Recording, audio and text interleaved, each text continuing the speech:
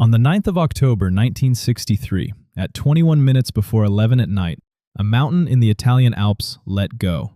270 million cubic meters of rock slid into a reservoir in less than 45 seconds. Almost 2,000 people were dead before midnight, and the dam held. That's the part nobody expects. When you hear dam disaster, you picture concrete failing. Vajont didn't fail. That wall is still standing in the gorge today, uncracked, unrepaired, exactly as it was poured. It was the tallest dam in the world, a perfect structure standing over an empty valley. Today I want to tell you about the Vajont Dam, about a mountain the locals called Rotten, and a journalist who was put on trial for writing down what the engineers already had in their own files. Because this is not a story about a dam that broke. It's a story about a dam that did exactly what it was built to do. After the war, Italy was rebuilding itself on electricity. Factories in the north, cities getting wired, demand climbing every year. And in the Alps, there was water falling down mountainsides, doing nothing.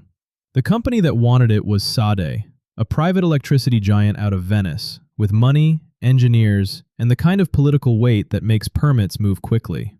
What they found was the Vajont Gorge, a narrow slot cut into limestone in the province of Belluno, so tight in places that the walls almost touch. For a dam builder, it's close to a dream. The narrower the gap, the less concrete you need, and the higher you can go. Their chief engineer, Carlo Semenza, designed a thin, double-arch dam, a shell of concrete curved so that the weight of the water presses it into the rock instead of pushing it over.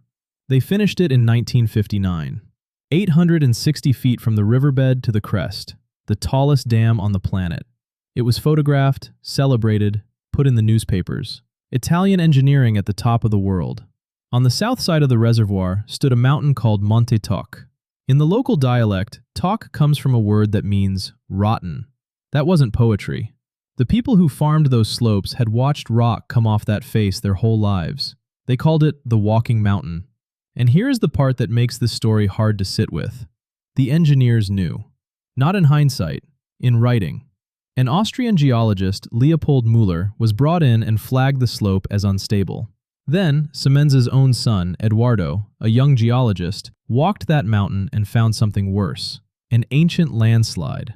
A block of the mountain, hundreds of millions of cubic meters, that had already broken loose in the distant past and was sitting on a bed of clay, like a book on a wet table. He wrote it up. The report went to his father. The filling of the reservoir went ahead. And as the water rose, it soaked into that clay bed. The mountain began to move. Not fast. Millimeters, then centimeters.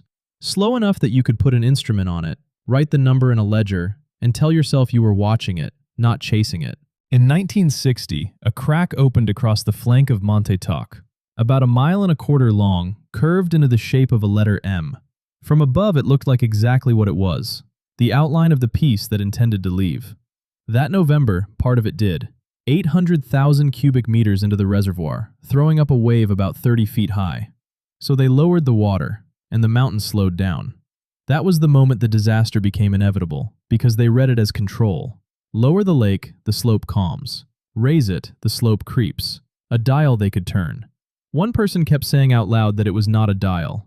Tina Merlin was a journalist for the newspaper Lunita, and she was from those valleys. She listened to the farmers who said the ground under their fields was opening, and she wrote, again and again, that the mountain was going to come down on the villages below. For that she was prosecuted, for spreading false news liable to disturb public order. She stood trial in Milan in 1960, and she was acquitted. The verdict isn't the point. The point is that a warning about a mountain was answered with a courtroom. So let me ask you something. If the company, the experts, and the state all say the slope is monitored, and one reporter says it isn't, which one do you plan your evening around? By the summer of 1963, the numbers were no longer subtle. The slope moved a centimeter a day, then several. Animals left the mountainside on their own. The engineers still believed the block would come down gradually, the way it had been moving. They had tested a scale model to predict the wave, and the model was built on that assumption. In early October, the movement passed 16 inches a day. They opened the outlets and began dropping the reservoir. 90 minutes before it happened, the message going out was that a little water might spill over the top, and there was nothing to be alarmed about.